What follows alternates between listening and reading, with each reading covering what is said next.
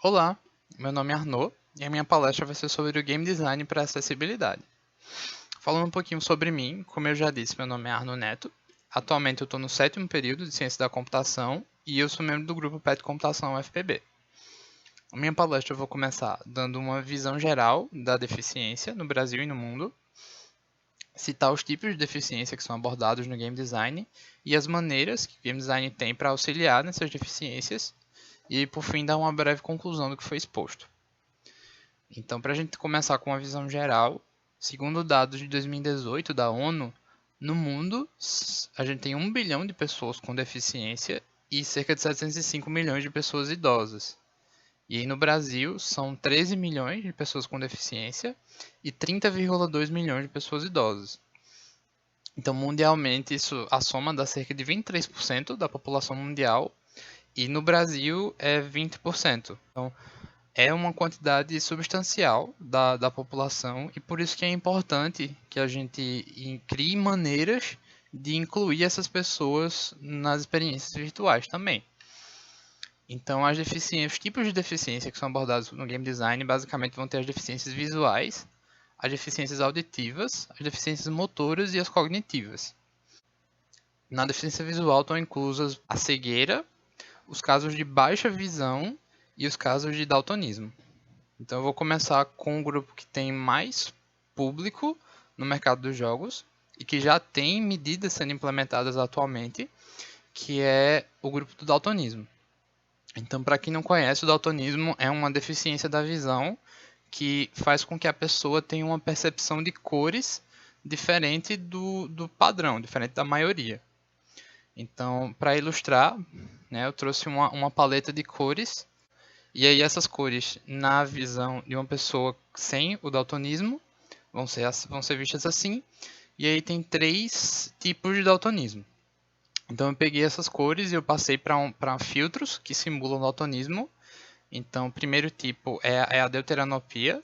O segundo tipo é a protanopia. E ela é bem parecida com a deuteranopia, só muda um pouco a intensidade das cores.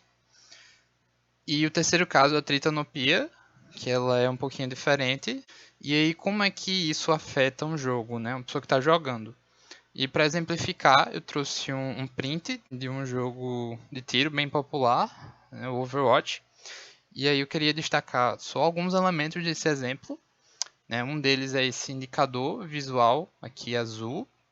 Então indica o objetivo do jogo, né, da partida.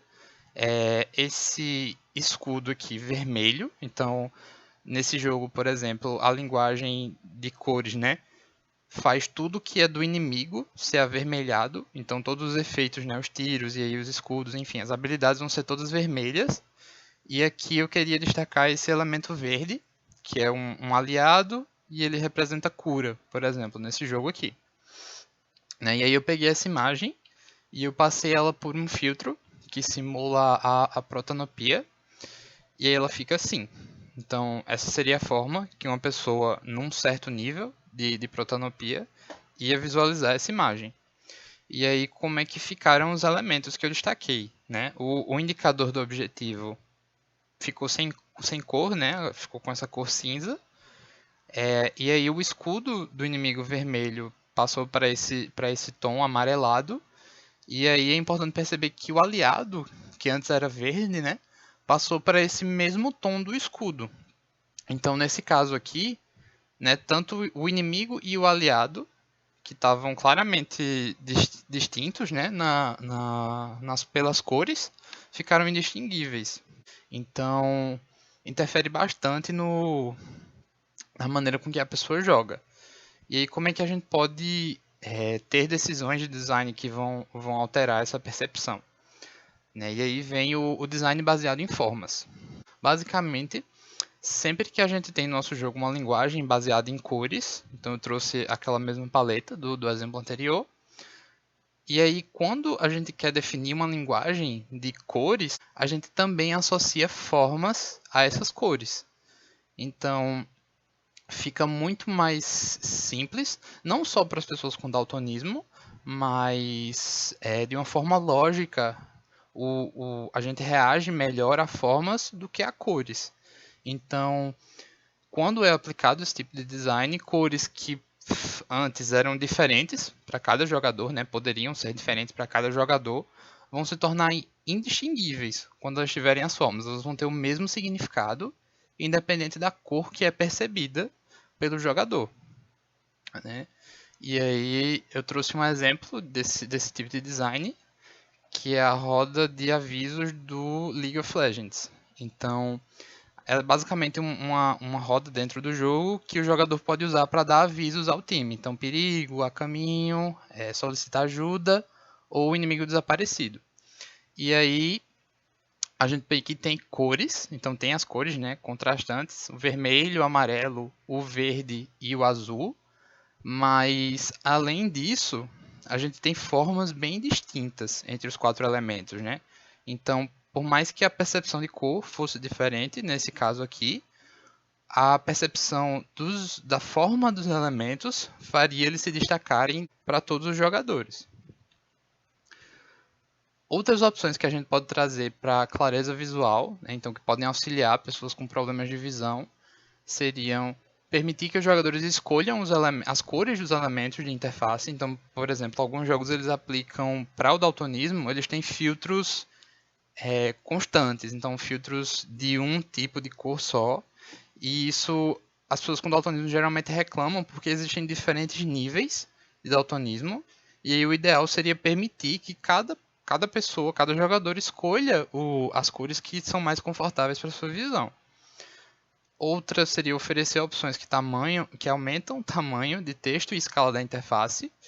Então, isso aqui especialmente para pessoas com baixa visão, né? E aí muitos idosos se encaixam nesse grupo. Então, é bom ter opções que façam o tamanho do texto e da interface aumentarem, especialmente para pessoas que jogam na TV, por exemplo, que a TV está mais distante e é um pouco mais difícil você ler o texto que está ali. Usar fontes de fácil leitura nos menus e no jogo. Então, muitos jogos têm fontes estilizadas e, e algumas dessas fontes são de difícil leitura. Então, é importante que, por mais que o jogo tenha fontes estilizadas, exista uma opção para substituir essas fontes por fontes de fácil leitura. E aí, oferecer suporte a leitores de tela, que são aqueles programas do sistema que vão ditando o que está escrito na interface.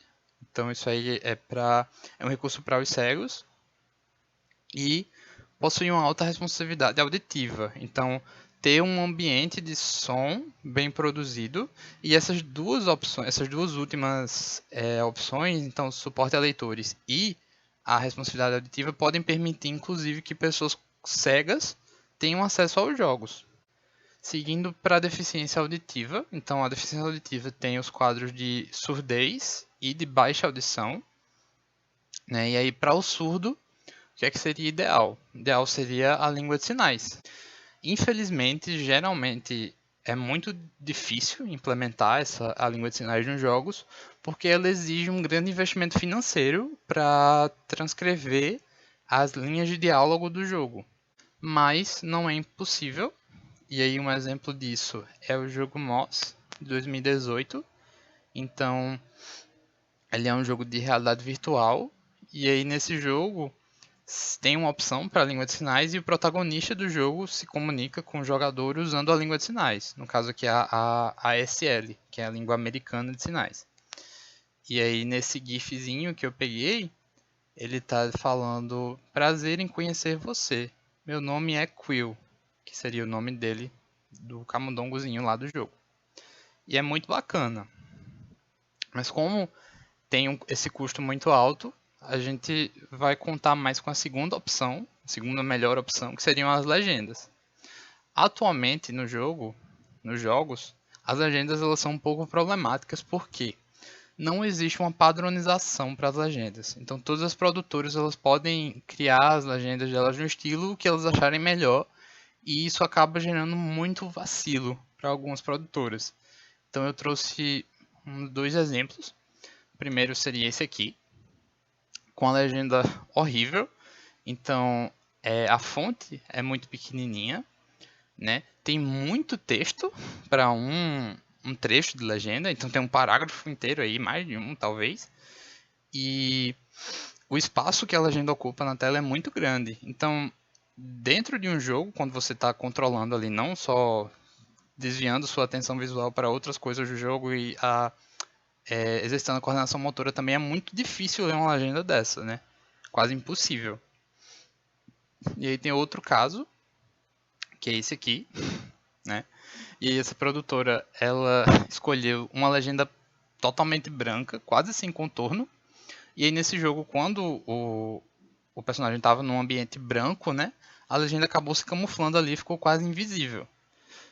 Então, tem que ser seguidas algumas regras para desenvolver legendas de qualidade, e eu vou citar algumas. Então, primeiramente, ter legendas grandes o suficiente, ou ao menos ajustáveis. Então, o ideal, na verdade, é ajustável, porque permite que o jogador diminua ou aumente de acordo com a necessidade. Usar fontes, de novo, né? Fontes de fácil leitura. Então, se tiver fontes estilizadas, ter opções para ter legendas de simples leitura. Elementos que contrastam com o fundo para evitar aquele caso da fonte se camuflando. Então, o ideal é você ter uma caixa escura por trás do texto. E isso impede que ela se misture com o fundo.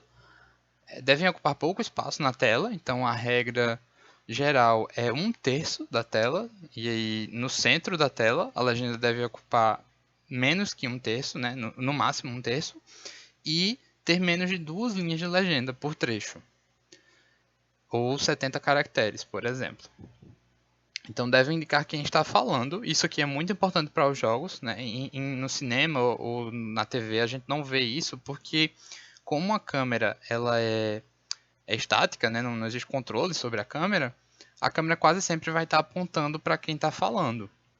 E nos jogos esse não é o caso, porque é o jogador que controla a câmera. Então nem sempre o jogador está olhando para o personagem. Né? E no caso de um jogador surdo, ele não vai reconhecer a voz do personagem. Então é muito importante que tenha nas legendas quem é que está falando no momento. E aí eu trouxe para contrastar com aqueles exemplos, eu trouxe outros 2 exemplos de legendas feitas da maneira certa. Então esse é o primeiro. E aí tem quase todos os elementos que eu falei, né? Fonte simples, o tamanho dela é um tamanho legal. Tem um fundo preto, né? Um fundo escuro por trás. Que aí nesse caso, né? No caso dessa cena, a fonte branca se misturaria com esse fundo. Então, a caixa escura aí foi ideal. E outro exemplo, só para ilustrar melhor, com a fonte um pouquinho maior. E aí, o nome do personagem que está falando é colorido para ajudar a distinguir o nome da fala. Outro recurso aplicado para as pessoas com problemas de audição é a visualização de sons. E aí, um exemplo prático disso é o radar de sons do jogo Fortnite. E esse tem uma história um pouco engraçada, porque essa função ela foi implementada na versão mobile do jogo, porque na intenção de que pessoas jogariam sem som por estarem no celular, né? Então, como elas jogariam em metrô, em ambientes públicos, elas jogariam sem som e os produtores criaram essa função, que basicamente sempre que tem um som dentro do jogo é refletido nessa roda, então ao redor do jogador. Então, teve tiros atrás do jogador, tiros para essa direção, passos nessa direção, passos mais atrás. E aí implementaram essa função na versão do celular do jogo. E aí foi tão popular, né? Tanta gente justificou que essa função foi inclusiva para pessoas com problemas de audição, que eles acabaram adicionando na versão de computador do jogo. Então foi uma função de acessibilidade que foi adicionada até sem essa intenção. Outro exemplo é no Minecraft, que é bem parecido, só que a descrição dos sons aqui é textual. Né? Então tem todos os sons recentes e aí umas setinhas para indicar a direção e intensidade dos sons. A deficiência motora vai incluir casos, por exemplo, de algum tipo de atrofia muscular ou algum problema, né, de locomoção ou até mesmo alguma amputação no usuário. Então, o mais relevante para esse tipo de deficiência são os controles modulares. Eu trouxe esse exemplo aqui do controle modular da Microsoft, que é muito bem feito. Então, ele tem esse painel de controle aqui, com esses botões bem grandes para qualquer tipo de entrada, né? E aqui em cima dele tem um monte de plugs, e nesses plugs você pode encaixar esses botões maiores ou menores, dependendo da necessidade. Então você pode usar um botão no pé, por exemplo, né? e que tem controle para uma mão só, por exemplo, aí tem alguma opção de controle com uma mão que é mais preciso. Então esse é o equipamento ideal, mas nem sempre as pessoas têm acesso a esse tipo de equipamento, né? Eles são um pouco caros. Então para as pessoas que não podem ter aquele tipo de equipamento, a gente tem que implementar soluções no software também. Então, a principal delas é permitir que todos os controles do jogo sejam mapeados de forma independente. Então, no computador, nos jogos de computador, isso já é bem comum. Você pode mapear qualquer ação para qualquer tecla, mas isso não é muito comum nos jogos de console. Mas ainda assim é muito importante para que o jogador possa adaptar a posição dos controles para a forma que ele ache mais confortável com a deficiência dele. Outra é oferecer opções que evitam complexidade motora em alguns momentos do jogo. Então, alguns jogos, especialmente de ação, tem algumas sequências que você tem que fazer algumas coisas bem rápido. Então, ou seja, você apertar um botão repetidamente ou ficar segurando alguns botões por algum tempo. E tem algumas pessoas que simplesmente não conseguem. Elas sentem muita dor apertando rapidamente ou não tem resistência suficiente para ficar pressionando lá o botão por um tempo. Então é importante que tenha opções para evitar esse tipo de sequência, que é um pouco desgastante. Outra coisa seria fornecer o controle de sensibilidade para a câmera e o assistente de câmera. Então algumas pessoas têm uma sensibilidade diferente para a mira, então elas precisam desse recurso para adaptar com a velocidade que elas mexem o dedo. E o assistente de câmera é uma opção que faz com que a câmera se mova junto com o personagem, porque em muitos jogos os controles são independentes. Então tem um input para movimento e outro para câmera. E o assistente de câmera une os dois em um input só. A deficiência cognitiva vai incluir uns casos de epilepsia, dislexia, alguns casos de autismo e dificuldade de aprendizado. Então, resumindo, alguns problemas comuns da deficiência cognitiva são enjoo de movimentação. Então, isso nas pessoas.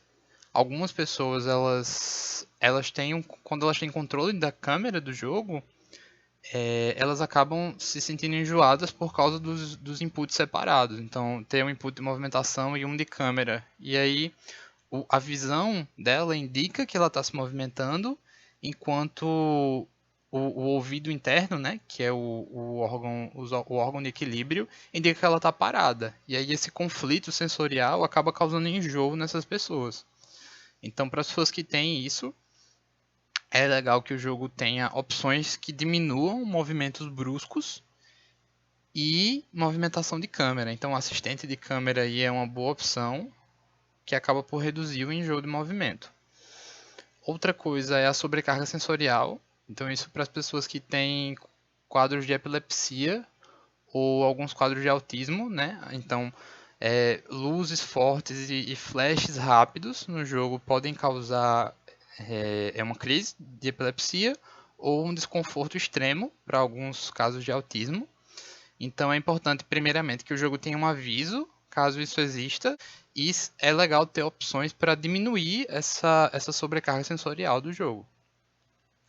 Outro caso são as dificuldades de aprendizado. Então, algumas pessoas com dislexia, ou até mesmo crianças, né, que ainda não têm um desenvolvimento lógico muito bom, podem ter muita dificuldade. E aí é importante que o jogo tenha um modo de dificuldade mais dinâmico. Então, não tenha só fácil, médio, difícil.